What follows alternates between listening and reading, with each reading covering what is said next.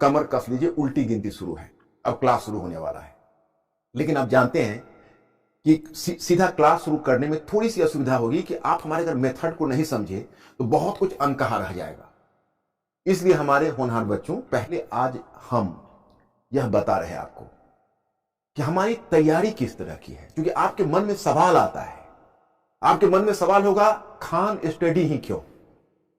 क्योंकि इतने सारे संस्थान हैं, इतनी जगह जगह देखते हैं, हर नुक्कड़ पर खुला हुआ है। आप प्लीज आप मेरी बात को गौर से सुनिएगा। हम उनमें से एक नहीं होने जा रहे हैं, हम सबसे विशिष्ट और अलग होने जा रहे हैं। आप लोग ध्यान से हमारे कार्यक्रम को सुने कि हम क्यों विशिष्ट होने जा रहे हैं। तो देखिए, नॉर्मली लोग क्या होता है कि जब यूपीएससी में लोग प्रिपरेशन करते हैं तो उनकी तैयारी का तरीका होता है, हिस्ट्री पढ़ लिया, ज्योग्राफी पढ़ लिया, इकोनॉमी पढ़ लिया, पॉलिटी पढ़ लिया, बाकी खंड पढ़ लिए, और जैसे जैसे एक एक खंड वो पढ़ते जाते हैं वैसे वैसे कुछ समय के बाद भूलते जाते हैं, क्योंकि पढ़ने से पहले कोई प्लानिंग नहीं होती। और जब सारा जनरल स्टडी जब समाप्त हो जाता है तो पता चलता है कि वो उसी बिंदु पर छूट गए जहां से शुरू किया था। मैं ऐसे ऐसे स्टूडेंट्स को जानता हूं कि 3-3 कोचिंग संस्थान की कोचिंग की। अब मैं आपको बताऊं माय स्टूडेंट्स कि हम जब खान साहब से जुड़े तो हम लोगों की पहली वार्ता यही हुई थी। कई बच्चों के मन में सवाल था, मैंने आपको पिछले वीडियो में भी ये चीज बताई थी कि हम इस संस्थान से क्यों जुड़े थे। हम इस संस्थान से इसलिए जुड़े थे जब खान साहब ने अपनी योजना रखी कि हम इस नए मेथड को जो हम लेकर आ रहे हैं उसको पूरे भारतवर्ष में फैलाएंगे। तो हमारा एक बहुत बड़ा सपना पूरा हुआ कि नहीं, ये स्टूडेंट्स का हम, क्योंकि मैं 2 मिनट आपको ब्रीफ करना चाहूंगा। जब भारत को आजादी मिली तो फिर हमें गरीबी थी। तो गरीबी के कारण क्या हुआ कि जो भी हमारा रिसोर्सेस था वो विज्ञान तकनीकी के विकास में लग गया। पंडित जवाहरलाल नेहरू को समाजशास्त्र पर बहुत अच्छी पकड़ थी। वो बहुत बड़े सामाजिक विज्ञान, जिसको सोशल साइंस या मानविकी विषय कहते, उसके बहुत बड़े ज्ञाता थे वो। लेकिन उनकी पूरी चिंता यही थी कि जब विज्ञान और तकनीकी का विकास होगा तो भारतवर्ष का विकास होगा।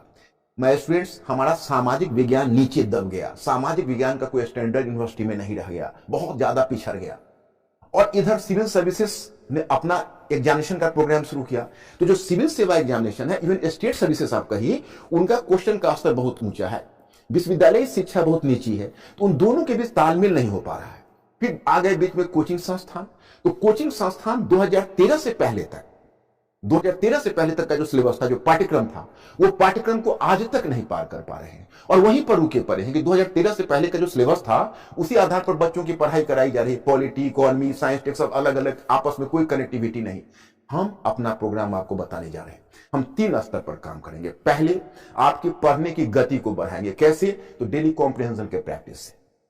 दूसरा, हम बेसिक मैथ, जो कि हमें खान साहब से बात हुई, बेसिक मैथ और बेसिक रीजनिंग की आपकी इसेंशियल जानकारी दी जाएगी। एक बात आप जानते हैं, केवल मैथ और रीजनिंग की जरूरत सिर्फ ऐसा नहीं है कि आप बैंकिंग का एग्जामिनेशन, एसएससी का एग्जामिनेशन केवल क्वालिफाई करने के लिए।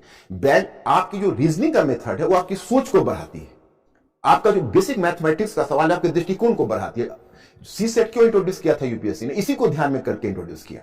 फिर आपका जो कॉम्प्रिहेंशन है, कॉम्प्रिहेंशन का what is the meaning? Fast reading. Fast reading करने के बाद आप क्वेश्चन मिस कर जाते हैं। क्यों? क्योंकि क्रिटिकल आइडियाज, जो बहुत ही गहरी आइडियाज है, उसको फास्ट रीडिंग में बच्चे एसिमुलेट नहीं कर पाते हैं, क्वेश्चन गलत हो जाता है। तो पहला तो बेसिक काम हम वहां करेंगे। दूसरा, हम क्या करने जा रहे हैं आपको बता रहा हूं। देखिए, बात रह गई इतिहास की। तो हम मानकर चलते हैं कि हिस्ट्री है, समाजशास्त्र है, राजनीतिक शास्त्र है, अर्थशास्त्र है, ये जितने भी विषय हैं, अंतरराष्ट्रीय संबंध है, भारत एवं विश्व है, ये सब एक दूसरे से अलग नहीं है। ये सभी एक ही थैली के चट्टे पट्टे हैं। इनका आपस में बड़ी अच्छी कनेक्टिविटी है। तो पहला काम तो जो मैं आपको हिस्ट्री पढ़ाऊंगा, वो हिस्ट्री पढ़ाने में ही आपका विजन खुल जाएगा और मैं शुरू करूंगा यहीं से। फिर हमारे कोलिग्स आएंगे, वो जहां से हम छोड़ेंगे वहां से वो अपने पार्ट को पकड़ेंगे। जैसे हिस्ट्री है, हिस्ट्री के साथ ज्योग्राफी हम लिंक करेंगे। हम हिस्ट्री और ज्योग्राफी से अंतरराष्ट्रीय संबंध लिंक करवाएंगे। जैसे हमारे जो दूसरे कलीग हैं, आप जानते ही हैं, नाम तो खान साहब ने बताया ही हुआ है, जैसे राजेश मिश्रा जी आएंगे तो अंतरराष्ट्रीय संबंध वहां से लिंक करेंगे। राजेश मिश्रा जी हमारे बहुत ही कोर ग्रुप के हैं। सचिन अरोड़ा जी आएंगे, बहुत अच्छे टीचर हैं, ज्योग्राफी में वो आएंगे। उसी तरह से इकोनॉमी में हमारे हैं, आप सबका नाम मैं क्या बताऊं, धीरे धीरे सबसे आप वाकिफ होंगे। तो क्या है कि जैसे हम जहां हिस्ट्री समाप्त करेंगे वहां से इंडिया एंड द वर्ल्ड का सिलेबस वो पकड़ लेंगे। जैसे आप मान लीजिए, हमने आपको मॉडर्न हिस्ट्री पढ़ाया, मॉडर्न के बाद समकालीन भारत पढ़ा है, समकालीन भारत में आपका नेहरूवियन एरा तक आता है, 1970 तक हम छोड़ देंगे। फिर हम अंतरराष्ट्रीय संबंध में उसके बाद उसी तरह से विश्व इतिहास में हम आपको छोड़ देंगे 2010 तक। उसके बाद आपको राजेश मिश्रा जी पकड़ लेंगे अंतर्राष्ट्रीय संबंध में। हम सचिन अरोड़ा जी के साथ बैठेंगे और हम प्लान करेंगे किस तरह से ज्योग्राफी, अंतर्राष्ट्रीय संबंध, हिस्ट्री, तीनों को मिला के बच्चों को ज्ञान दिया जाए। इधर हमारा फास्ट रीडिंग का कोर्स चलता रहेगा, आपको डेली प्रैक्टिस राइटिंग का करवाते रहेंगे। अब आप ही बताइए, आप 2 साल में आईएएस क्यों नहीं बनेंगे? और अगर नहीं बनेंगे तो ये हमारे लिए चैलेंज है और ये हमारी पूरी टीम, और हम इसीलिए इस खान स्टडी सर्कल में आए हैं, क्योंकि ये जो रिसर्च सेंटर है इसमें आने का मतलब ही, हमारा मकसद यही है कि खान साहब की तकनीकी और हमारी पद्धति पूरे भारत में फैले और इसके सबसे होनहार कर्णधार आप लोग होंगे। आप लोग इसके सबसे बड़े बेनिफिट उठाने वाले होंगे। हाँ, लेकिन मेहनत आपको करनी पड़ेगी। मैं आपको बताऊं कि खान साहब से हमने बात की है, इनके पास एक टेक्नोलॉजी इन्होंने डेवलप किया है जिससे आप लोगों का फीडबैक पता चलता रहा है। और बच्चों जानते हो, आप ऐसा मत समझना कि मैं आंखों से ओझल हूं, हम आपको विजुअलाइज कर रहे हैं। अगर विजुअलाइज नहीं करते तो इतने विश्वास के साथ कैसे बोल सकते हैं आप बताइए? हम आपको देख रहे हैं, मन की आंखों से देख रहे हैं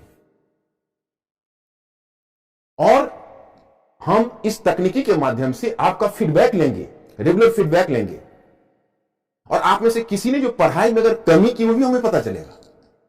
तो हम एक बहुत बड़ी योजना लेकर, और ये कोई ऐसा नहीं है कि हम आपको सिर्फ एक मौखिक संवाद स्थापित कर रहे हैं, ये रियलिटी है। अब माय स्टूडेंट्स, हिस्ट्री का बाकी सेगमेंट से तो बात होगी। आप लोगों का सिलेबस, पाठ्यक्रम आपको पता ही होगा कि आपका सिलेबस, अगर पाठ्यक्रम पर हम निगाह डालें तो आपका 3 स्टेज में तैयारी होती है। पहली होती है प्रारंभिक परीक्षा, दूसरी होती है मुख्य परीक्षा और फाइनल होता है साक्षात्कार। सबसे बड़ा रोल उसमें मुख्य परीक्षा का होता है। प्रारंभिक परीक्षा में आपका एक एप्टीट्यूड टेस्ट होता है जिसकी तैयारी हम लोग बहुत जल्दी शुरू करने वाले हैं उसका भी। तो एप्टीट्यूड टेस्ट, तो आपको एप्टीट्यूड तो हम लोग डेवलप करवाएंगे ही करवाएंगे। जो जनरल स्टडीज का पेपर है उसमें मेंस और प्री के बीच कोई विभाजन रेखा नहीं खींची जाती है। जानते हो हम क्या कहते हैं? अगर मेंस रूपी जाल हम फेंकते हैं तो प्रीलिम्स रूपी मछली फंसती है। मेंस रूपी जाल में प्रीलिम्स रूपी मछली फंसती है। तो आप देखेंगे कि जब हम मेंस की तैयारी करवा रहे होंगे, जैसे अब हम हिस्ट्री की तैयारी करवा रहे होंगे, तो उसमें 5 क्वेश्चन हम प्रीलिम्स का डेली रखेंगे। जैसे आज जो हमने चैप्टर ले लिया, उस चैप्टर पर कल जब मैं आपसे मिलूंगा तो 5 क्वेश्चन प्रीलिम्स का और 1 मेंस का। आपका रेगुलर बेसिस पर 1 मेंस की राइटिंग होगी, 5 प्रीलिम्स का क्वेश्चन होगा। और जानते हैं 5 प्रीलिम्स का क्वेश्चन क्यों? उससे हमारा 2 पर्पस सॉल्व होता है। प्रीलिम्स का क्वेश्चन एक हमारा पर्पस सॉल्व होता है कि प्रीलिम्स का जो क्वेश्चन होता है उससे यह पता चलता है कि कल जो हमने इनको दिया, जो चीजें हमने दी, उसको बच्चे कितना पढ़ के आ रहे हैं और क्या स्टूडेंट्स को क्वेश्चन सॉल्व करने की स्थिति में हैं या क्वेश्चन सॉल्व करने की स्थिति में नहीं।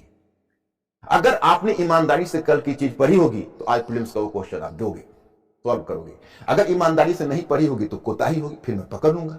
कहोगे आप कैसे पकड़ूंगा? हमारी टेक्नोलॉजी पकड़ेगी कि अमुक बच्चे ने सॉल्व किया है 5, अमुक ने 4, अमुक ने 3, अमुक ने 2, 3 तक तो हम आपको छोड़ देंगे। 3 से नीचे जब गिरेगा तो सो कॉज होगा कि भाई 3 से नीचे क्यों गिरा, इसका मतलब है कल आपने मस्ती करी, कल आपने पढ़ा नहीं। इस प्रकार से क्या होगा कि हमारा और आपका कम्युनिकेशन लाइन टेक्नोलॉजी के माध्यम से जुड़ा रहेगा। आज की तारीख में टेक्नोलॉजी बहुत बड़ी चीज हो गई, आपको पता ही है। तो चलिए हम अपना मेथड थोड़ा बताते हैं, आप इसको प्लीज समझने का प्रयास करिए। देखिए, प्रीलिम्स में आपका 2 पेपर हुआ, मेंस में टोटल 9 पेपर है। 9 पेपर में 2 पेपर तो कंपलसरी हो गए, उसको माइनस करिए, हिंदी और इंग्लिश। ये सॉरी, हिंदी कहना गलत है, आप हिंदी बेल्ट के हैं तो आपके लिए हिंदी, उसको वर्नाक्युलर लैंग्वेज कहा जाए, क्योंकि आपको अंग्रेजी तो कंपलसरी है। और वर्नाक्युलर लैंग्वेज का मतलब कि आपके संविधान की 8वीं सूची में जो भी भाषाएं हैं उनमें से किसी एक को लेकर आप वर्नाक्युलर लैंग्वेज में जा सकते हैं। अब उसमें आप लोग हिंदी में जाएंगे, मेरा विश्वास है। उसके आगे क्या है कि उसके आगे आपका फिर 4 जनरल स्टडीज का पेपर आता है। तो फर्स्ट पेपर जनरल स्टडीज का है, उसमें लगभग 100 मार्क्स के क्वेश्चन आपको हिस्ट्री कल्चर से आते हैं। फिर इंडियन सोसाइटी का पार्ट है और उसी में आप देखेंगे, उसी में ज्योग्राफी का पार्ट है। उसमें आप देखेंगे भारतीय इतिहास एवं संस्कृति, विश्व का इतिहास, विश्व का भूगोल और समाज, यही आपके सिलेबस में दिया हुआ है। जब आप पेपर नंबर 2 में आते हैं तो आप देखते हैं कि वहां पर भी आपके 3 सेगमेंट रखे पड़े हैं। एक आपका पॉलिटिक कॉन्स्टिट्यूशन है, दूसरा इंडियन सोशल इश्यूज है, सामाजिक मुद्दे हैं, और जो तीसरा है वो तीसरा है अंतर्राष्ट्रीय संबंध। फिर जब तीसरे पेपर में आते हैं उसमें 4-5 चीज है। टेक्नोलॉजी है, उसमें नेचुरल डिजास्टर है, नेशनल सिक्योरिटी है, फिर आप देखेंगे जो सिक्योरिटी है पूरा, उसके बाद आप देखें इकोनॉमी है, उसमें साइंस टेक है, तो उसमें 4-5 चीजें आपकी आ जाएगी। और जो चौथा पेपर है आपका एथिक्स, उसमें आप जानते हैं अभिरुचि सत्यनिष्ठा।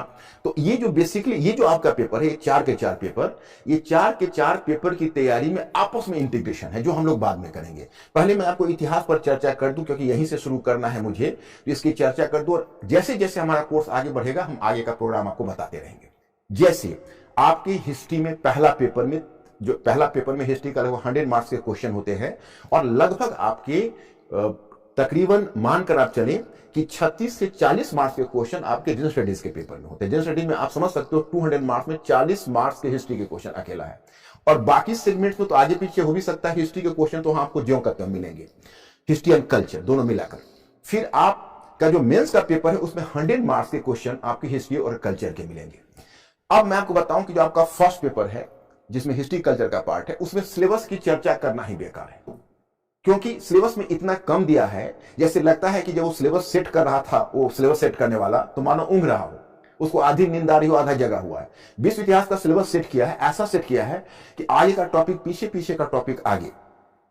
फिर जो कल्चर है उसमें मात्र 3-4 शब्दावली का प्रयोग किया, और मॉडर्न हिस्ट्री में ही 3 टॉपिक रखा है। लेकिन जानते हैं आप, पूरे मॉडर्न हिस्ट्री, पूरे वर्ल्ड हिस्ट्री 250 वर्षों का इतिहास, और पूरी कल्चर का भाग, मतलब जो ऑप्शनल पेपर का 60% लगभग जनरल स्टडीज का पार्ट है।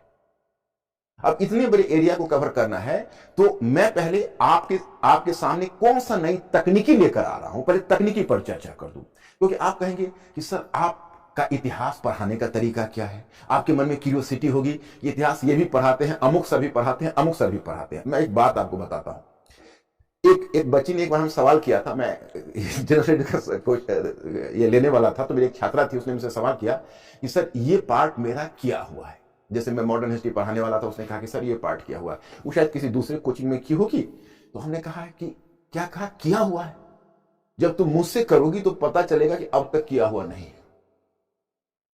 क्योंकि आप जब मुझसे एक बार हिस्ट्री और कल्चर पढ़ोगे, तो पुरानी चीजों को पहले मैं उच्चाटन देके भुलवाता हूं, फिर नए सिरे से उसे सिखाता हूं। क्योंकि वो जो आपने तरीका और मेथड अपनाया हुआ है, वो मेथड से बिल्कुल अलग है हमारा। जैसे आपका तरीका क्या है, आप पढ़ते हो तो इंडस वैली सिविलाइजेशन अलग पढ़ते हो, वैदिक सभ्यता अलग पढ़ते हो, बुद्ध काल अलग पढ़ते हो, मौर्य काल, मौर्योत्तर काल, सबको अलग अलग पढ़ते हो। कई बार तो मैं खुद भी हैरत में पड़ जाता हूं। कई अध्यापन तकनीक में मैं कई अध्यापकों को देखा हूं कि फर्स्ट वर्ल्ड वॉर, प्रथम विश्व युद्ध पहले पढ़ा देते हैं और फ्रांस की क्रांति बाद में पढ़ाते हैं। अब ये मेरी समझ में नहीं आता है कि उल्टी सीढ़ी से आने वाली बात वो बच्चा इतिहास क्या समझेगा, वो तो रटेगा। And you have to discourage rote learning. हम आपको रटवाएंगे नहीं, आपको हम सोचने वाला प्राणी बनाएंगे, to be a thinking creature. और थिंकिंग क्रिएचर बनने के लिए जानते हैं कौन सी तकनीकी अपनानी है? 2+2 4 नहीं, 2+2 22।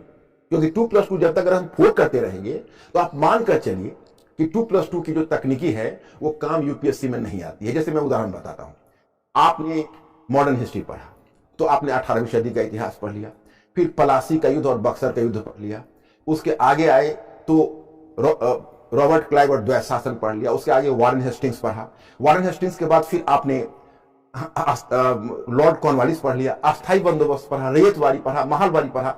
किसी भी टॉपिक में एक दूसरे से कनेक्टिविटी नहीं है। और अगर आप पुस्तक में या किसी नोट्स में आप पढ़ते हो, तो आप 139 नंबर पेज पर जब आप चले जाते हो, तो उस पेज पर जाने के बाद आपको एहसास होता है कि पीछे जो 138 पेज हमने पढ़ा वो सब भूल चुका हूं, अब कुछ नहीं याद है। 139वां पेज पर आपको ख्याल आता है कि पिछले 15 दिनों की जो मेरी पढ़ाई है मुझे कुछ याद नहीं है। तो 139वां पेज नंबर को आप मोड़ देते हो बुक को, और यह सोचते हो कि समय सुकाल अच्छा होगा तो फिर लौटूंगा, फिलहाल मैं देखता हूं क्या करता हूं। फिर तुम बाजार में खोज में चले जाते हो कि अब हिस्ट्री के लिए क्या पढूं, आपको कोई दूसरा बुक बता देता है, आप उस बुक को ले लेते हो। इन सारे बुक में तो हाल वही है। तो आप कहेंगे भाई आप हमें कैसे आसान बना देंगे, तो उसका तरीका बताता हूं। देखो मेरे इस डायग्राम को देखो, प्राचीन काल का इतिहास और मध्यकालीन भारत का इतिहास इस फार्मूला पर चलेगा। प्राचीन काल, मध्यकालीन का भारत का इतिहास इस फार्मूला पर चलेंगे। जैसे हमको क्या करना है कि पूरे इतिहास को पहले 4 पार्ट में बांट देंगे, राजनीतिक, आर्थिक, सामाजिक और सांस्कृतिक। राजनीतिक में 2 है। देखो ये पीपीटी, मैं पीपीटी से आपको बताऊंगा और पीपीटी आपको मिलता भी रहेगा। जैसे ये राजनीतिक विस्तार है, तो राजनीतिक विस्तार में क्या करना है, जैसे मैं कहां से लूं, तो पहले एक चीज और भी आपको बता दूं। अगर हमको एंशिएंट और मेडिवल का जो पार्ट लेना है, उसको हम मुख्य रूप से 3 पहले पार्ट में बांटेंगे, 3 पार्ट, उसके बाद पहले 3 खंड में बांटेंगे। कैसे? तो पहला खंड हमारा होगा पूरा पाषाण काल, पूरा पाषाण काल, मध्य पाषाण काल, नवपाषाण काल, ताम्रपाषाण काल, हड़प्पा सभ्यता और महापाषाण काल। इतने भाग को हम एक खंड बनाएंगे। दूसरा खंड बनाएंगे वैदिक काल, बुद्ध काल, मौर्य काल, मौर्योत्तर काल, गुप्त काल, गुप्तोत्तर काल और पूर्व मध्य काल। दूसरा खंड हमारा बनेगा। तीसरा खंड हमारा बनेगा सल्तनत और मुगल, जिसको उत्तर मध्य काल कहा जाता है। अब उनमें पहले क्या करेंगे, जो पहला खंड है वो चूंकि पुरातत्व के आधार पर है, उसका तरीका अलग है, तो उसमें परिवर्तन के तत्वों को हम अलग रेखांकित करेंगे। क्योंकि देखो, पहला सवाल मैं बच्चों को यही कहता हूं कि देखो, तुम जो इतिहास पढ़ते हो तो इतिहास पढ़ने का हमने क्या पहले हमारा देखो मोटो क्या है। इतिहास के अध्ययन का अर्थ है राजनीतिक, आर्थिक, सामाजिक और सांस्कृतिक क्षेत्र में निरंतरता तथा परिवर्तन के तत्वों को रेखांकित करना। इतिहास तथ्य नहीं है। कई बार तो क्या होता है कि हम इमोशनली डिस्टर्ब हो जाते हैं जब स्टूडेंट्स आते हैं और कहते हैं कि सर इतिहास में बहुत तिथियां याद रखनी पड़ती है, बहुत सारी घटनाएं याद रखनी पड़ती है, बहुत सारे डेट्स याद रखने पड़ते हैं। तो जानते हो, मैं कहता हूं तुम एनसीईआरटी कक्षा 8 की पहला चैप्टर पढ़ लो कि तिथियां क्यों महत्वपूर्ण है। उसी से पता चल जाएगा कि तिथियां थी, लेकिन जब आपके दादाजी इतिहास पढ़ रहे होंगे उस समय तिथियां होंगी। आज इतिहास में तिथियां नहीं है। आज आर्थिक सामाजिक परिवर्तन है और आर्थिक सामाजिक परिवर्तन सारे परिवर्तनों को लेकर चलता है। तो इसीलिए मैंने पहला इतिहास का मोटो बताया कि इतिहास के अध्ययन का अर्थ है राजनीतिक, आर्थिक, सामाजिक एवं सांस्कृतिक क्षेत्र में निरंतरता तथा परिवर्तन के तत्वों को रेखांकित करना, जिन्हें हम तथ्य के रूप में देखते हैं, वे महज एक दृष्टिकोण को सिद्ध करने के उदाहरण है। मतलब हम जिन्हें तथ्य समझते हैं वो तथ्य नहीं है। अरे वो तथ्य तो एक दृष्टिकोण को सिद्ध करने के उदाहरण है। जैसे अगर मान लीजिए हम ये कहते हैं कि 5वीं सदी ईसा पूर्व में मध्य द्वाब क्षेत्र में लोहे के उपकरणों का प्रयोग शुरू हो गया था, तो ये हो गया हमारी अवधारणा कि भाई 6ठी सदी या 5वीं सदी ईसा पूर्व में मध्य गंगा घाटी में, मध्य गंगा घाटी का मतलब हुआ कि आप इलाहाबाद से लेकर और भागलपुर के रीजन तक जाते हो तो वहां पर लोहे के उपकरणों का प्रयोग शुरू हो गया था। तो जब हम ये स्टेटमेंट बोलेंगे तो आप कहेंगे मसलन उदाहरण, तो उदाहरण में है कि जखीरा नामक स्थान से लोहे का एक फाल मिला है। तो बच्चे क्या करते हैं, लोहे के फाल को ही इतिहास समझ लेते हैं कि वो रटेंगे जखीरा नामक स्थान से लोहे के फाल प्राप्त, जखीरा नामक स्थान से लोहे का फाल प्राप्त। लेकिन वो कॉन्सेप्ट उनको समझ में नहीं आएगा कि जखीरा नामक जो स्थान है वहां लोहे का फाल है, तो लोहे का फाल का प्रासंगिकता क्या है। इसका मतलब है जब कृषि उपकरण के रूप में लोहे का प्रयोग हो रहा है, और अगर कृषि उपकरण के रूप में लोहे का प्रयोग हो रहा है तो जंगलों की सफाई होगी, क्षेत्र आबाद होगा, धान की रोपाई पद्धति का विकास होगा। लोहे के उपकरण धान की रोपाई की पद्धति उत्पादन अधिशेष लाएगा, उत्पादन अधिशेष के कारण जब कृषि अधिशेष आएगा तो शिल्पों का विकास होगा, फिर मुद्रा व्यापार का विकास होगा, मुद्रा अर्थव्यवस्था का विकास होगा और द्वितीय नगरीकरण की शुरुआत होगी। अब बताइए, जखीरा का फाल इतिहास में इतना बड़ा परिवर्तन ला रहा है। परिवर्तन से हम अज्ञात हैं, सिर्फ हम कहते हैं जखीरा नामक स्थान पर लोहे का फाल मिला। यही अंडरस्टैंडिंग बच्चों हमें डेवलप करनी है। I have to make you a thinking creature. मुझे आपको रटने वाला प्राणी नहीं, सोचने वाला प्राणी बनाना है। और जो तथ्य है वो तथ्य तो आपको नेचुरली याद हो जाएगा, वो तथ्य आपको नेचुरली याद हो जाएगा। क्यों? क्योंकि उस अवधारणा का उदाहरण है। और अवधारणा का उदाहरण आखिर कैसे याद नहीं होगा, आप ही बताइए। तो वही है कि इतिहास के अध्ययन का अर्थ है राजनीतिक, आर्थिक, सामाजिक एवं सांस्कृतिक क्षेत्र में निरंतरता तथा परिवर्तन के तथ्यों को रेखांकित करना, जिन्हें हम तथ्य के रूप में देखते हैं, वे महज एक दृष्टिकोण को सिद्ध करने के उदाहरण है। फिर परिवर्तन के तत्वों को रेखांकित करने के लिए इतिहास को निम्नलिखित उपखंडों में विभाजित करके देखना आवश्यक है। अब मान लीजिए खंड तो हमने बता दिया 3 खंड में बांटेंगे, अब इनको भी उपखंड में बांटेंगे, राजनीतिक, आर्थिक, सामाजिक, सांस्कृतिक। अब यहां पर मैं थोड़ा आपको बताना चाहूंगा। देखिए राजनीतिक, तो राजनीतिक में एक पहलू हो गए जिसको कहते हो राजनीतिक विस्तार। ये क्या है? इसमें आपको एक मानचित्र मिलेगा। वैदिक काल से अगर मान लीजिए हम शुरू करते हैं तो वैदिक काल में ऋग्वैदिक आर्यों का कहां से कहां प्रसार था। इसमें 3-4 चीजें आती हैं। इसमें आता है शासक, राजवंश, राज्य एवं साम्राज्य। तो इसमें आपको ये देखना है कि कैसे वैदिक काल में ऋग्वैदिक आर्यों का विस्तार हुआ, कौन कौन से क्षेत्र थे, जब उत्तर वैदिक काल में वैदिक आर्य कैसे आगे बढ़े, फिर उत्तर वैदिक काल से मौर्य काल में कैसे बढ़े, बुद्ध काल में कैसे बढ़े। तो वैदिक काल में जो उत्तर वैदिक काल में जो वैदिक आर्य गंगा यमुना के ऊपरी द्वार में स्थापित हुए और बुद्ध काल में चलकर महाजनपद काल में मध्य द्वार में स्थापित हो गए, और फिर कैसे बुद्ध काल में 16 महाजनपदों का विकास हुआ। इन 16 महाजनपदों को पीछे छोड़ते हुए कैसे मगध साम्राज्य आगे बढ़ गया और मगध साम्राज्य ने किस प्रकार से बड़े साम्राज्य की स्थापना की। उसी समय उत्तर पश्चिम से पहले ईरानी आक्रमण हुआ, फिर यूनानी आक्रमण हुआ, और फिर उसके बाद हम लोग मगध साम्राज्य, फिर सिकंदर लौटते हुए उत्तर पश्चिम में क्या प्रबंध किया उसको डील करते हुए तब आ जाएंगे हम लोग जैसे मौर्य काल में। मौर्य काल में आएंगे तो कैसे मौर्यों ने, चंद्रगुप्त मौर्य ने उत्तर पश्चिम से यात्रा शुरू करके पहले चरण में, फिर कैसे चंद्रगुप्त मौर्य ने धनानंद के तख्ता को पलटा, फिर कैसे चंद्रगुप्त मौर्य ने सेल्यूकस को पराजित करके सिंधु नदी से हिंदू कुश पर्वतमाला के भूभाग तक जीता। और फिर तो मैं आपको यह बताना चाहता हूं कि मौर्य काल में राज्य राजवंश साम्राज्य, फिर मौर्योत्तर काल में राज्य राजवंश साम्राज्य, गुप्त काल में, गुप्तोत्तर काल में, पूर्व मध्य काल में, तो इसमें केवल आपको राजनीतिक विस्तार, राजवंश, राज्य, शासक, जीत हार, युद्ध, इसकी जानकारी आपको एक ही साथ दी जाएगी। उससे क्या होगा कि मैं आपसे पूछूंगा कि अच्छा एक बात बताइए कि आखिर आप इसको कैसे लेकर चल रहे हैं, तो आप तर्क देंगे कि देखिए हम इसको इस तरह से लेके चल रहे, और हम आपसे पूछेंगे कि ठीक है अब वैदिक काल से हमको पूर्व मध्य काल तक कितने राजवंश आए, कितने राज्य आए, कितने साम्राज्य आए, पीटी आपकी मुट्ठी में। राजनीतिक इतिहास से कोई क्वेश्चन आपका गलत नहीं होगा, क्योंकि आपके दिमाग में चलचित्र की तरफ बैठ गया है।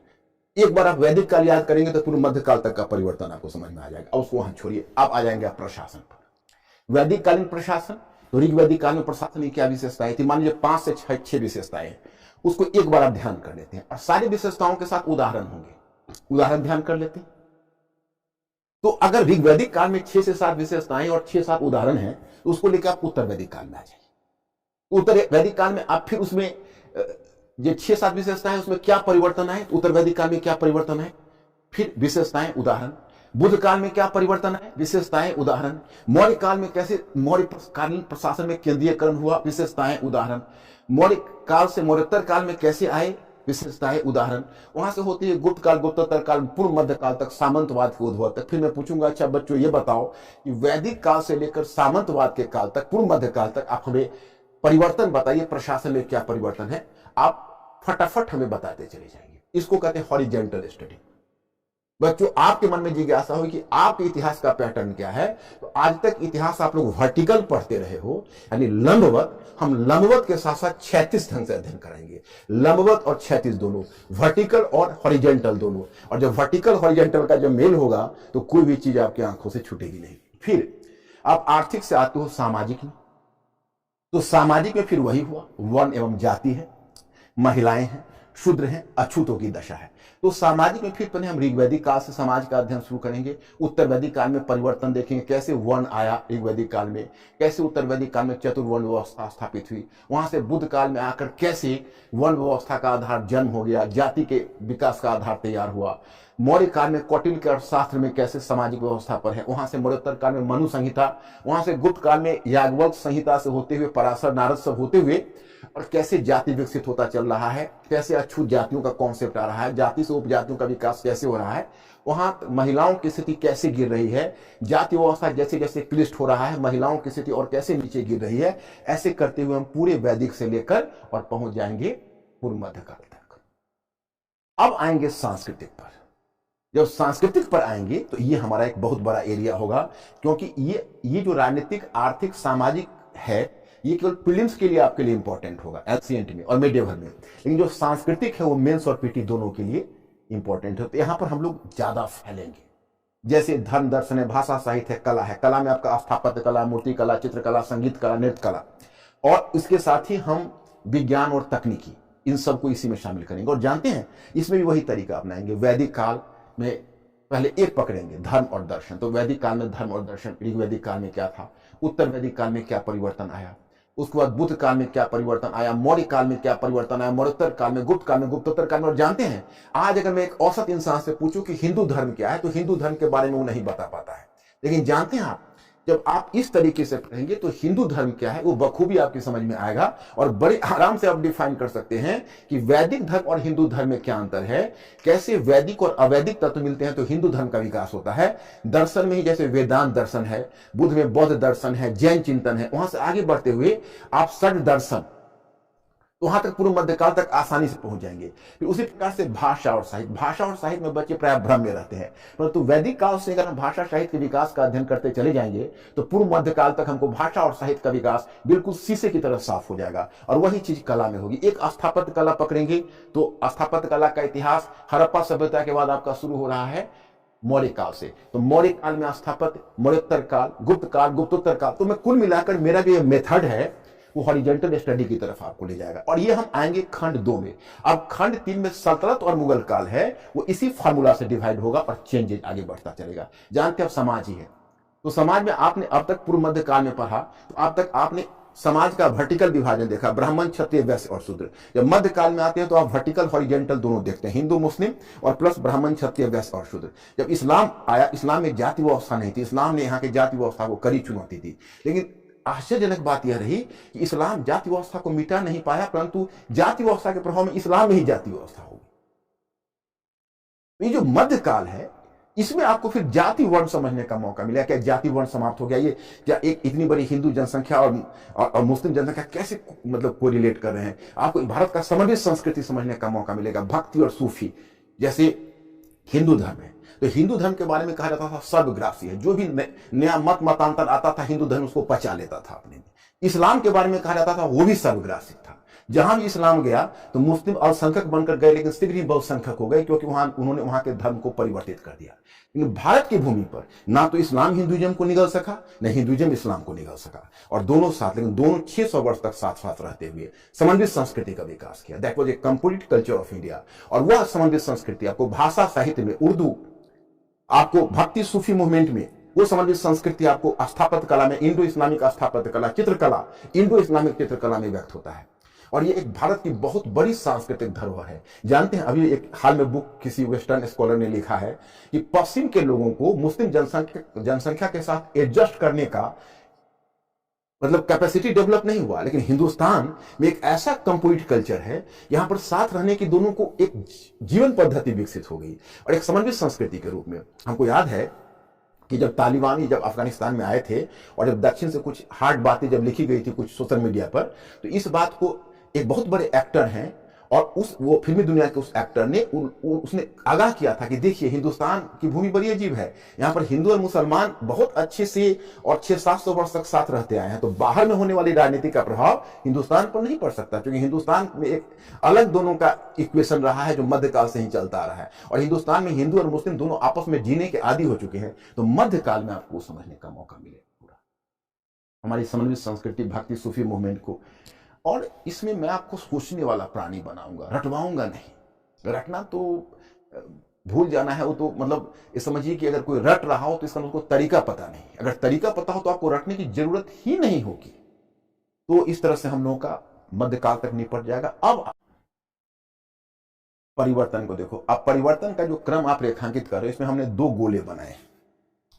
ये 2 गोले क्या बताएगा मैं आपको बताता हूं। देखिए, आपको गोले दिख रहे हैं? अब पता नहीं आपको ये गोले दिख रहे हैं या नहीं। देखिए, ये 4 गोले, 1 2 3 4, ठीक है। तो ये राजनीतिक है, ये आर्थिक है, ये सामाजिक है, ये सांस्कृतिक है। तो मैं आपको परिवर्तन पढ़ा रहा हूँ, वहां 2 विद्या पहले दूंगा कि जो परिवर्तन आप पढ़ रहे होगे तो ध्यान रखना, राजनीतिक परिवर्तन सबसे तीव्र होता है, बहुत तेजी से होता है, जिसमें राज्य बनता है, राज्य से साम्राज्य बनता है, फिर साम्राज्य टूटता है, राज्य बनता है, राजवंश आते हैं जाते हैं, राजवंश गिरता है फिर उठता है। और जब आप आर्थिक पर आते हो तो आर्थिक परिवर्तन उससे थोड़ा धीमा होता है, जितना राजनीतिक जितना द्रुत होगा आर्थिक नहीं होगा। सामाजिक परिवर्तन उससे भी धीमा होता है। जैसे मैं जब आपको पढ़ाने लगूंगा चेंज, जो हॉरिजॉन्टली बताऊंगा, तो राजनीतिक परिवर्तन में हमको टाइम ज्यादा लगेगा, आर्थिक परिवर्तन में उससे कम टाइम लगेगा, सामाजिक परिवर्तन में उससे भी कम टाइम लगेगा, और सांस्कृतिक परिवर्तन उससे भी कम होता है। ब्राह्मणों की श्रेष्ठता जो वैदिक काल में स्थापित हुई आज तक स्थापित है, कोई ना कोई रूप में। तो यह चीज जो है, यह चीज आपको परिवर्तन के ज्ञान से आए। जैसे आपका जो है ना ज्ञान का चक्षु खुलेगा कि आज तक हम ये सब चीज नहीं जानते थे। मतलब आप समझ सकते हो कि सब उस पुस्तक में है लेकिन दिखता नहीं है। जैसे ब्रह्म हर जगह है लेकिन नेकेड आंखों से दिखता नहीं। तो ये जो है, ये एक बहुत बड़ी चीज और बहुत बड़ा एसेट होगा, और ये सिर्फ और यही प्लेटफॉर्म पर आपको मिलेगा, क्योंकि मैं सिर्फ इसी प्लेटफॉर्म पर पढ़ाऊंगा, हमारी टीम सिर्फ इसी प्लेटफॉर्म पर होगी, और हमारी टीम ही इस चीज को हिंदुस्तान में लाएगी। हम आपको वादा करते हैं कि हमसे बढ़िया कोई नहीं होगा इस फील्ड में यूपीएससी की तैयारी। लड़का कह रहा है कि अब दिखने लगा है, हाँ? कह रहा नहीं दिख रहा था, अब कह रहा दिखने लगा है। दिखने लगा है, वेरी गुड। और देखो ये डायग्राम है, ये डायग्राम में भी 4 सर्कल है, लेकिन आप गौर से देखिए, आपको दिख रहा होगा ये जो 4 सर्कल है, मैं ये सब भेज भी दूंगा आपको, मेरा जो पीपीटी होगा वो आपको चला जाएगा। मैं ये भी जो डायग्राम है मैं आपको भेजूंगा, नो प्रॉब्लम एट ऑल। और आप लोग केवल हमसे कम्युनिकेट हुए रहिए, आपका जैसा आपकी जरूरत होगी हम आपकी जरूरत के अनुसार करते रहेंगे, आप केवल कम्युनिकेट करिएगा। देखिए इसमें भी आप देखेंगे कि यही 4 गोला है, लेकिन वो 4 गोले में नाम अलग अलग है। देखिए राजनीतिक ऊपर है, उसके अंदर सामाजिक है, उसके अंदर सांस्कृतिक है, और सबके नीचे ये आर्थिक है। ये गोला आप देख रहे हैं ना, ये आर्थिक है। इसके पीछे क्या है पता है? जो परिवर्तन होता है, पहला तो बता रहा है परिवर्तन में ये ज्यादा तेज, ये कम तेज, ये कम तेज, ये कम तेज, लेकिन ये गोला आपको बता रहा है कि आर्थिक परिवर्तन सभी की जड़ में है। जो मार्क्सवादी इतिहासकारों ने, हम यहां मार्क्सवादी दृष्टिकोण आपको नहीं बता रहे हैं, यहां हम आपको बता रहे हैं कि आर्थिक परिवर्तन महत्वपूर्ण होता है। आर्थिक परिवर्तन राजनीतिक, सामाजिक और सांस्कृतिक परिवर्तन को दिशा देता है, तो दूसरी तरफ सांस्कृतिक, राजनीतिक, सामाजिक और सांस्कृतिक परिवर्तन भी आर्थिक परिवर्तन पर प्रभाव छोड़ता है। जैसे मैं आपको उदाहरण बताता हूं, आपने अगर एनसीईआरटी पुस्तक की पुरानी वाली आर एस शर्मा की पढ़ी होगी, वहां पर आपने देखा होगा कि वहां आपको सूचना मिलती है जो मध्य गंगा घाटी में जो लोहे के उपकरणों का प्रयोग हुआ, जंगलों की सफाई हुई, तो जो कृषि अधिशेष पैदा हुआ, वो कृषि अधिशेष ने एक नगरीय अर्थव्यवस्था को जन्म दिया। और जो बौद्ध पंथ का उद्भव है उसको आर्य शर्मा बताते हैं कि कृषि अधिशेष और जो नगरीय अर्थव्यवस्था है उससे बौद्ध और जैन पंथ का उद्भव जुड़ा हुआ है। तो आर्थिक से देखा आपने, उसी प्रकार से समाज है। तो अगर अर्थव्यवस्था का विकास सीमित होगा तो समाज आपको समतामूलक दिखेगा। जैसे जैसे आर्थिक अधिशेष पैदा होता है समाज विभाजित होता चलता है। क्यों? क्योंकि जिस समय आर्थिक अधिशेष आता है तो कुछ लोगों की आंखें चमकने लगती है कि आह, ये अधिशेष हम अपने पक्ष में ले आए। तो जो लोग उस अधिशेष को अपने पक्ष में लाने का प्रयत्न करते हैं वो उसको एप्रोप्रिएट अपने तरीके से करने की कोशिश करते हैं, उस पर कब्जा करते हैं और वो अपना एकाधिकार उस पर स्थापित कर लेते हैं, तो समाज में विभाजन हो जाता है। तो ये सबकी जड़ में ये है। लेकिन अगर एक बार यह आता है तो यह भी इसको प्रभावित करता है। जैसे राजनीतिक कारक में क्या बौद्ध पंथ को राजाओं ने समर्थन नहीं दिया? क्या उस समय के व्यापारी वर्ग का समर्थन उसे नहीं मिला? तो वो राजनीतिक आर्थिक कारक है जो बुद्धिज्म को प्रभावित कर रहा है। व्यापारी वर्ग के समर्थन से बौद्ध धर्म के स्वरूप में परिवर्तन हुआ, तो वो बौद्ध पंथ को भी उससे सुविधा मिल रही है। तो हम आपको यह बताना चाहते हैं कि एक दूसरे का सभी पूरक है। ये परिवर्तन पहला बताता है कि एक परिवर्तन पहले हुआ वो धीमा है, ये इससे धीमा है और ये इससे भी धीमा है। ये बताता है कि आर्थिक परिवर्तन सारे परिवर्तनों के मूल में है, लेकिन राजनीतिक, सामाजिक और सांस्कृतिक परिवर्तन भी आर्थिक परिवर्तन का रास्ता तैयार करता है। अगर बौद्ध पंथ आया तो उसने व्यापार को बढ़ाया, बौद्ध धर्म ने कृषि अर्थव्यवस्था को प्रोत्साहन दिया, बौद्ध पंथ ने व्यापार को प्रोत्साहन दिया और कृषि अर्थव्यवस्था और व्यापार ने बौद्ध पंथ को जन्म दिया था। तो दोनों एक दूसरे का पूरक है।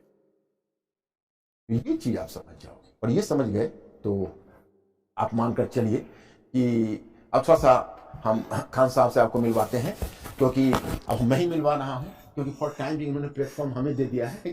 तो सर देखिए, आप सारे लोगों से एक चीज कहते हैं ना, अब आपको ना इतिहास को उस गहराई से पढ़ेंगे ना कि एकदम अचंभित होगा, अरे बाप रे ये क्या हो गया यहाँ पे। अब तक आपको ये सभी चीजें नहीं देखने को मिली। देखिए सर ने किसने आसानी से बता दिया कि राजनीतिक चेंजिंग एकदम आसानी से हो जाता है। आप देखिए राजनीति तुरंत बदल जाती है पूरे विश्व में। डोनाल्ड ट्रंप की जगह बाइडेन आए, फटाक से चेंज हो गया। आर्थिक क्रिया भी चेंज हो जाती है। कोरोना से पहले की आर्थिक क्रियाकलाप और कोरोना के बाद का डिजिटलाइजेशन बहुत तेजी से हुआ। पहले कैश का लेन देन काफी तेजी से, सामाजिक चीजें बहुत धीमी रहेंगी, अलग अलग चीजें का, जैसे सर ने बताया ये टाइप की ये सारी चीजें आपको हर जगह आपको मिलेगी। और हम आप सबसे एक चीज कहेंगे, देखिए हम सबकी यही दिली इच्छा है, आप स्टूडेंट के लड़कों को तो सर क्या कहा जाएगा, तो मैं परेशान कीजिए कब। अब सर देखिए, सर खुद ही आपको टाइमिंग बताएंगे और डेट बताएंगे आज।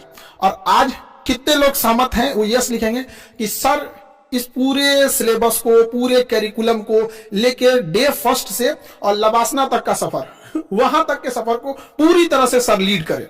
कितने लोग हैं वो यस लिखेंगे। जितने लोग कहेंगे यस, हम लोग आज ही जिम्मेदारी सौंप के जाते हैं।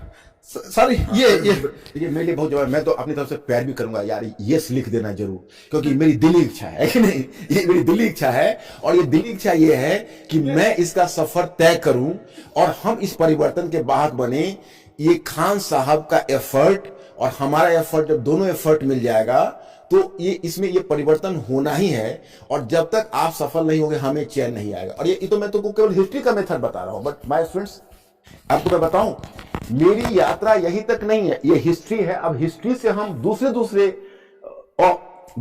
जो जीएस का सेगमेंट है उसको लिंक करेंगे और आपके करंट के लिए हम एक व्यवस्था करेंगे। उस करंट का नाम क्या होगा पता है? वो खान साहब जी में होगा, क्योंकि खान साहब को भी हम बिजी करेंगे, ये बहुत इनको फ्री नहीं रहने देंगे, इनमें बहुत एनर्जी है, बहुत एनर्जी है, इसका इस्तेमाल करना है। खान साहब जैसे हम एक प्रोग्राम लाएंगे खान साहब जिसका नाम होगा जीएस दिस वीक, उसका हम डिजाइनिंग करेंगे। जीएस दिस वीक में क्या होगा कि आपका जो भी चीजें हैं वो चीजें क्या है कि आप जैसे आप जनरल स्टडीज में जैसे आप काम करते हो, तो क्या होता है कि लोग करंट के नाम पर बहुत पढ़ लेते हैं और बेकार पढ़ लेते हैं। ये चीज क्या ये है ना, सबसे बड़ी प्रॉब्लम है, ये बहुत प्रॉब्लम है। जानते हो मैं क्या बात आपको बताना चाहूंगा, मैं आपको सिखाऊंगा कम से कम कितना पढ़ा जाए। यार हमको फैक्ट से बचाओ, पुस्तक से बचाओ, मतलब हम खुद परेशान रहे, हमारी पूरा आंदोलन इसी पर होगा, फैक्ट से बचाओ, पुस्तक से बचाओ, कम से कम पढ़वाओ और ज्यादा से ज्यादा सोचवाओ और लिखवाओ। 33,000 लड़कों ने स्पष्ट कर दिया कि सर आपको ये जिम्मेदारी संभालनी है। बहुत बहुत धन्यवाद बच्चों, बहुत बहुत धन्यवाद। आज आपने मेरी उम्र को देखिए, अब मैं आपको बताऊं कि आप मेरी उम्र पर मत जाइएगा, मेरे पास अभी एनर्जी ऐसा है कि 20 वर्ष में हिलने वाला नहीं हूं, 20 वर्ष में हिलने वाला नहीं हूं। आज भी किसी यंग टीचर से ज्यादा आवर्स में क्लास में खड़ा रहता हूं। सर हम आप लोग के एज पे जाएंगे तो खड़े नहीं, और हम आपको पता है मैं 16 घंटे लेबर करता हूं डेली पढ़ने में, पढ़ाने में। क्योंकि ऐसा नहीं कि हम पढ़ाने के लिए खुद बहुत मेहनत करते हैं। खान साहब को हमने अपनी लाइब्रेरी दिखाई हुई है, हम तो दंग रह गए सर। खान साहब को हमने अपनी लाइब्रेरी दिखाई हुई है। मार्केट में एक भी अच्छी पुस्तक आती है, चाहे वो पॉलिटी की हो, इकोनॉमी की हो, इसी विश्वास के साथ हम आपको कह रहे हैं कि हम आपको लिंक हम आपके पास इजी पहुंचाएंगे, बहुत ही इजी और बहुत इजी मेथड से। तो बहुत सारा प्रोग्राम हम ये नाम ही है GS research centre, Khan GS research centre. उस रिसर्च सेंटर पर वाकई में अब आपको बहुत सारे रिसर्च यूपीएससी के मिलेंगे और आपको खुद ही, जैसे हम जीएस दिस वीक जो लाने जाएंगे, वो जीएस दिस वीक में बहुत नहीं, 3-4 ऐसे मुद्दे जो इकोनॉमी से कहां जुड़ते हैं। ये नहीं कि आप पूरा कहानी आपको इकोनॉमी से देखिए, ये आपका लाभ का है, इतना ही 15 minute economy, 15 minute polity, 15 minute international relation, ये आपका यहां जुड़ रहा है। थोड़ा आप ट्रेडिशनल होने दीजिए, एक बार तो करंट हम शुरू करवा देंगे, फिर ट्रेडिशनल से जुड़वाएंगे और फिर मैं आपको वीक में आता रहूंगा और आपसे पूछता रहूंगा कि जरा आप हम बताइए कि आप कहां छूटे हुए हैं, मतलब क्या आपको क्या दिक्कतें हो रही है। और इसमें हमारी टीम पूरी तरह से सहायता करेगी। आप लोग अपना मन को ठान लीजिए, बिल्कुल ही हम लोग आपके साथ हैं।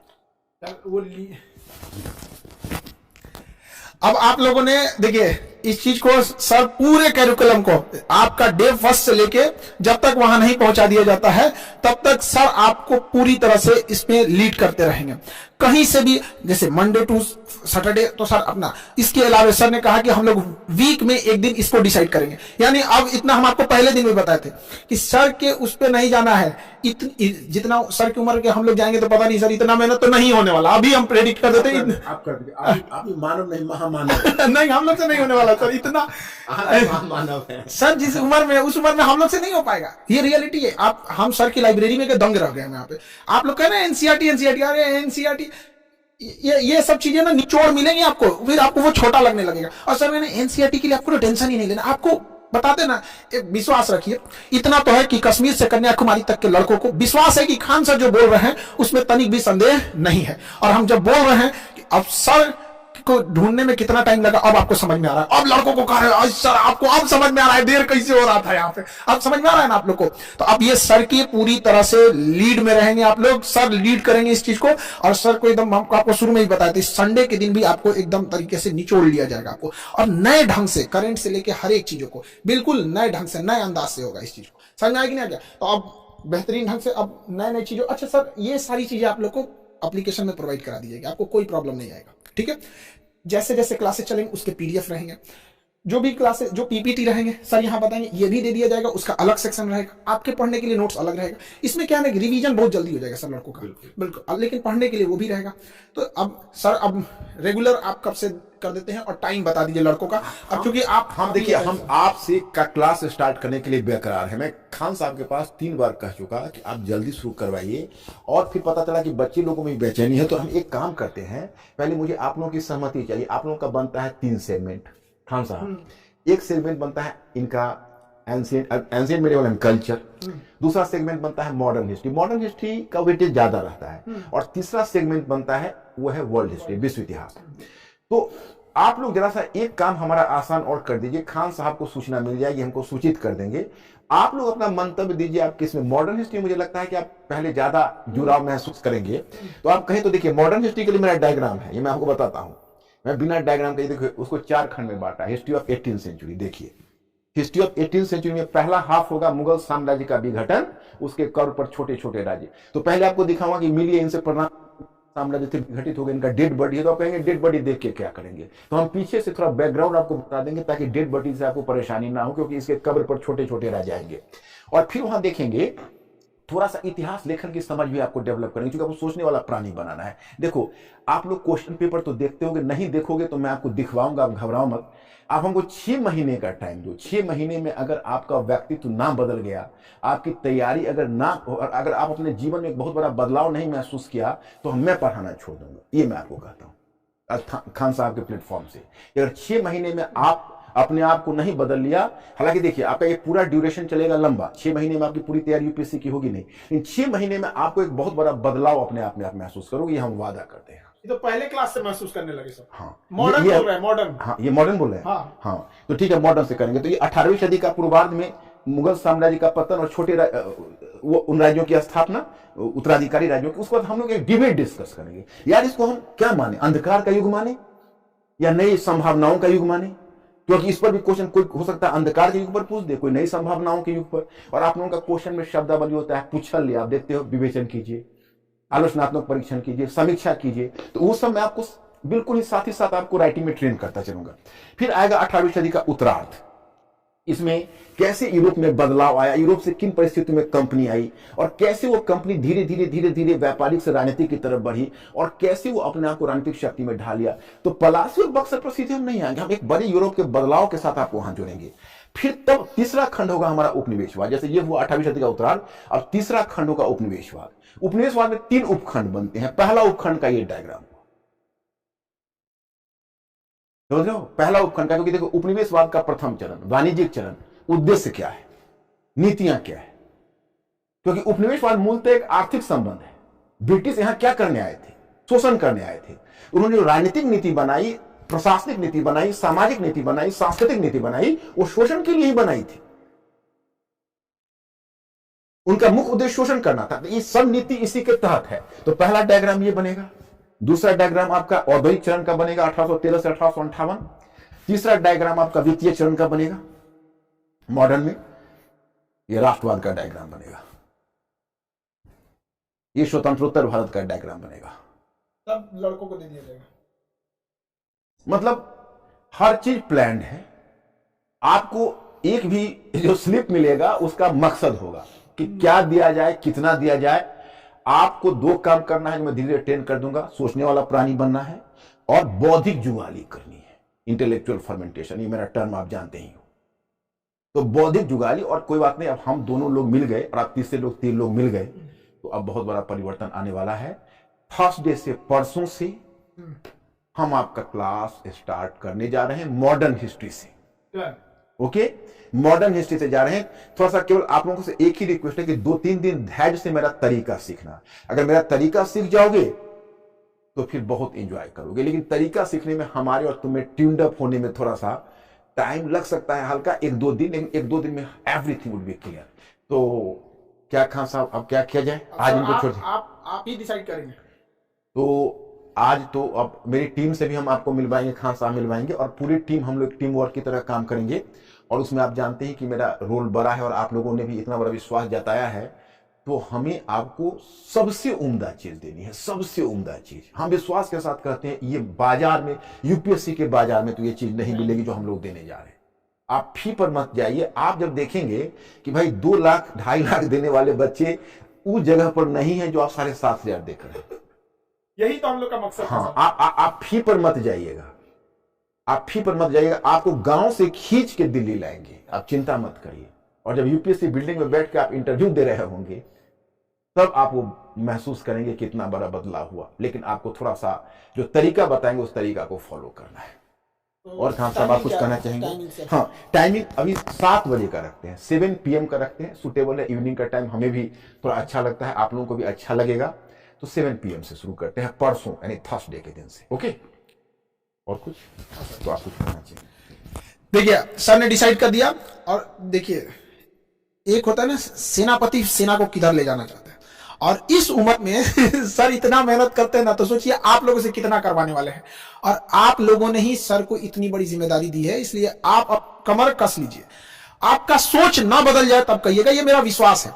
और आप कहीं भी, हम आपको एक बात बोलते हैं ना कि आपके कलम की रफ्तार देख के बगल का विद्यार्थी अपना कलम रोक देगा कि अब मेरा तो ना होने वाला है, इसका तो हमें नहीं, लेकिन मेरा तो ना होने वाला है। आपकी सोच ना बदल जाए तब कहिएगा वास्को डी गामा भारत आया, ये तो छोटी चीज है, गूगल भी तो यहीं आ रही है। गूगल से लेकर आखिर क्यों आप वास्को डी गामा तक ही रुक जाते हैं? माइक्रोसॉफ्ट, गूगल, टेस्ला सब तो इधर ही चले आ रहे हैं, आखिर कुछ तो है। तो ये थिंकिंग चेंज हो जाएगी। तो हम एक चीज जो है हिस्ट्री की सर का जो है ओवरऑल सर आपको बताते चलेंगे कैसे कैसे चीजों को लेना है। पूरी तरह से आप लोगों को गाइड करते रहेंगे सर, हर जगह पे आपको, हर फील्ड में, हर सब्जेक्ट में आपको कहाँ कैसे सुधार की जरूरत है। और जिन लड़कों को अलग से जरूरत पड़ेगी उन लोग को बता दीजिएगा। ऑटोमेशन इतना तेज, आप कितने सिंसियर है पता चल जाएगा, उसकी टेंशन नहीं है। कल थर्सडे, परसों है थर्सडे से 7 बजे से सर की हिस्ट्री की क्लास रेगुलर रहेगी। देखिए यूपीएससी की क्लास थोड़ी लंबी रहती है और सर को क्लास लेने लगते हैं तो उसी में खो जाते हैं, आपको भी टाइम का नहीं पता चलेगा, सर को तो पता ही नहीं चलता है, आपको भी नहीं पता चलेगा। इसलिए आप बहुत जल्दी सर को अब बाकी लोगों से अब मिलते चलेंगे सर, जैसे जैसे आगे बढ़ते चलेंगे सारी चीजें कंप्लीट होती चलेंगी। बहुत सारे लोगों के हम लोगों ने नाम अभी आप लोगों को नहीं बताए, उसके कुछ रीजंस भी, ठीक है। लेकिन इतना समझिए कि जब ऐसे हम लोग में एकदम यूनिक, नॉट बेस्ट यूनिक, एकदम यूनिक चीज होने वाला है। तो अब इसके साथ अब आप लोगों को भी मन से पढ़ना है। ये सारी चीजें हम आपको पीडीएफ सेक्शन में प्रोवाइड करा देंगे। क्या आप क्लास करना है, एक दिन पहले आपको दे दिया जाएगा, आप उसे पढ़ के आएंगे ताकि क्वेश्चन पूछने में सहूलियत होगी सर। बाकी सर आपको बताते रहेंगे कैसे कैसे करना है। अब हमारे बहुत बड़ी जिम्मेदारी हम सर को देके आज हम सच में बताते एक रिलीफ महसूस कर रहे हैं सर। हम एक मेरा जो सपना था ना कि गरीब को कभी ये ना, मतलब जिसके पास पैसे, आप बिलीव नहीं कीजिएगा सर, 7 बजे वाले क्लास को तो लेना ही पड़ेगा आपको, क्योंकि ना सुबह में भी कुछ क्लासेज रहेंगी सर, कुछ दोपहर में, कुछ शाम में। एक बार कंटिन्यूअस करने में ना आप रिवाइज नहीं कर पाते। एक लड़की बोल रही थी कि सर हमको दूसरे के यहाँ काम करने जाना पड़ता है, 7 बजे वाले बैच में हमको वहां जाके काम करना पड़ता है। अच्छा। मतलब वो किसी यहाँ जाके, मतलब वो उनके बच्चों को देख रेख करना वहां पे, वहां वो सोचिए क्या वो लोग इससे पहले आ सकते थे? नहीं आ सकते थे सर। यहाँ ये चीज को ऐसा दिल झकझोर देता है कि नहीं, और ये लोग जब बैठेंगे जिला के कमांड पे ना तो रूट लेवल पे चेंज करेंगे। तो कुछ मजबूरियां सर, ऑनलाइन में तो कोई दिक्कत नहीं, आपका मन है तो आप रात में भी देख सकते हैं, सोने के टाइम में भी देख सकते हैं, कोई बाउंडेशन नहीं है, दिन भर देखते रहिए जितना कोई बाउंड, ईमानदारी से आप पढ़िए, आपको कोई दिक्कत नहीं आएगा। सर सीसेट के बारे में कॉम्प्रिहेंसिव को कैसे लिखना है, फास्ट रीडिंग में कैसे बढ़ते रहना है और कुछ छूटे नहीं, सीसेट की सबसे बड़ी करना, कॉम्प्रिहेंशन इनको दिया जाएगा। रोज आप लोगों को कॉम्प्रिहेंशन, जैसे लोग सांस लेते हैं ना उस तरह से कॉम्प्रिहेंशन सॉल्व करना है। मैं आपको बता दूंगा, जैसे न्यूज़पेपर का संपादकीय आप पढ़ेंगे उसका भी कॉम्प्रिहेंशन आप बनाएंगे। 2 फायदे होंगे, एक तो फास्ट रीडिंग आपकी होगी, दूसरा उससे आप एक और भी काम करेंगे, उससे आपका क्वेश्चन, जैसे आप कॉम्प्रिहेंशन पढ़ेंगे और उसमें 2-3 क्वेश्चन आप ही को कहेंगे आप क्वेश्चन फॉर्म करिए, आप अपना न्यूज़पेपर, और हम आपको एक पीस कॉम्प्रिहेंशन डेली भिजवाएंगे और डेली आप लोगों को सॉल्व करके देना है। और हमारा जो R&D, हमारे पीछे एक बहुत बड़ा R&D रहेगा। हाँ, उन लोगों को कितने लोगों का है खान साहब? 117-18 लोगों का है, और उसको हम सबको काम अलॉट किए रहेंगे। मतलब हम पूरी तरह से इस बात के लिए केवल आप लोगों को अपनी मेहनत करनी है, उसमें आपको कोई, हम ऐसा नहीं कि दबाव ज्यादा देंगे, आपको खुद मजा आएगा। मुझे ऐसा विश्वास है कि आपको मजा आएगा, आप उसको एंजॉय करोगे। मतलब आपको हम बर्डन नहीं होने देंगे, ये हम वादा करते हैं। लेकिन हाँ, आवर्स आपको खुद उत्साह होगा कि इतने आवर्स हम दें, इतने आवर्स पढ़ें, ये खुद आपको उत्साह मिलेगा। ऐसा आपको अंदर से प्रेरणा मिलेगी कि हमें करना है। और जब हम लोगों की मेहनत करते देखोगे, तुम्हें लगेगा जब मेरे शिक्षक इतनी मेहनत कर रहे हैं तो हम क्यों नहीं मेहनत करें। आपको अंदर से प्रेरणा मिलेगी। और हम जानते हैं बच्चे, आप प्यासे पंछी हो, पानी मिलेगा तो आप पियोगे ही क्या? एकदम से एकदम। तब अब हमें की बहुत रिलीफ है।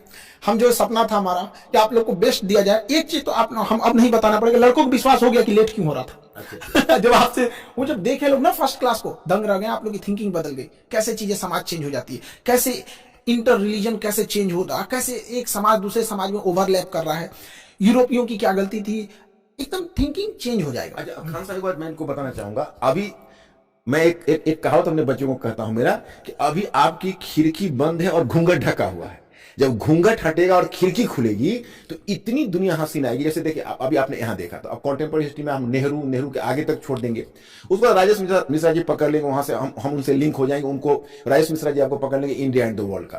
तो अब नेबरहुड का इंडिया का क्या रिलेशनशिप है, जैसे अब अंतरराष्ट्रीय संबंध में हम आपको 2000 ईस्वी 2010 तक कर देंगे, वहां से राजेश मिश्रा जी पकड़ लेंगे। तो आपको ये जानकर चुके जैसे पश्चिम एशिया है, अरब क्षेत्र है, आज फिलिस्तीनी इजराइल प्रॉब्लम आप पढ़ते हो, उसका कहां से ओरिजिन हुआ वो तो आप साथ साथ बनते देखोगे, आप उसके चंदित गवाह होगे। आप कोई भी चीज पकड़ोगे, मैं कहूंगा अच्छा चीज नॉर्थ ईस्ट का प्रॉब्लम बताओ, कब से शुरू हुआ और कब तक है, तो नॉर्थ ईस्ट जब से इंडिया का पार्ट हुआ तब से लेके आज तक का प्रॉब्लम। इस तरह से तुम्हारी समझ विकसित करवाएंगे बच्चों। बहुत सारा ये चीजें, और सर डिसाइड करते जाएंगे कैसे कैसे कहां से आप लोग को छोड़ना है। आप समझे नहीं, आप एक अभी हम लोग को एक ऐसे मिल जाता है कि इजराइल फिलिस्तीन का मामला, लेकिन जब वो हिस्ट्री में जब वो बिगिनिंग हो रहा होगा कि कब नींव रखी, इजराइल के पैदा होने के 40 साल पहले जो भूमिका रची जा रही थी, आखिर इजराइल को वहीं ले आके क्यों बसाया गया, और वो मिडिल ईस्ट को एक तरह से लगाम बना दिया। अमेरिका और यूरोप का मतलब कहने को वहां इजराइल है, मिडिल ईस्ट को इजराइल के थ्रू अमेरिका कंट्रोल करता है, पूरी मिडिल ईस्ट को। जरा जाके देखें ये रसिया के सेक्टर में, अगले दिन इजराइल बोलता है हमारी नक्शा मतलब बाउंड्री ऑफिशियल नहीं है, बढ़ रही है। तो इस तरह का एग्रेशन तो आप दुनिया को बनते देखेंगे, फिर आप ये जो छोटी चीजें आपके कंसेप्ट में इस चीज को उबर जाएंगे आप लोग। तो अब कल आप लोग को और ब्रीफ किया जाएगा, और राजेश उनसे 1-to-1 करा देंगे एक बार राजेश मिश्रा सर से पॉलिटी के लिए। और ट्यूनिंग देखिए सर कहाँ छोड़ेंगे, वहां कौन टीचर पूरा पकड़ लेगा, ये चीजें बहुत जरूरी है, यही चीज कमी है। एक लड़का शिकायत कर रहा था कि सर हम 8-10 पे आने वाले थे, और आप 10 मिनट पहले आ गए, हमारा 10 मिनट जो छूट गया उसका क्या होगा। आ जाएगा पीछे, लेकिन उसका क्या नाम को लाइव में जाना था। अब ये तो चीज ये हो गया आपका जुनून। अब आप लोग को कल हम पॉलिटी वाले सर से मिला देंगे, इंटरनेशनल रिलेशन IR वगैरह चीजों को, फिर ज्योग्राफी हम आपको कंडक्ट करेंगे, फिर ज्योग्राफी में कोई प्रॉब्लम नहीं आने देंगे, बंद आंखों से दुनिया देखना सिखा देंगे। वैसे भी सर नक्शा में जब पढ़ाते हैं ना, एटलस अपना पूरी तरह से आ गया है, एटलस भी बहुत महंगा था, हम लोग 90 रुपए में एटलस ला दिया है। तो अब आप लोग को कोई दिक्कत नहीं आएगा। अब हम प्रोसीड करते हैं आगे। अब पर डे रेगुलर परसों से यानी थर्सडे से 7 बजे से आपकी हिस्ट्री की क्लास होती रहेगी। और सर जैसा कहें कंप्रीहेंशन, फास्ट रीडिंग सीखना, सीसेट को साथ साथ चलते रहना। मेंस वह जाल है जिसमें पीटी नाम की मछली फंस के निकली है, ये सबसे बड़ी चीज है। ठीक है, तो उम्मीद करते हैं आप सब क्लास को एंजॉय किए होंगे। अब हम लोग एक नए इतिहास को रचने के लिए आगे बढ़ते हैं। समझ आ गया? ओके, जय हिंद।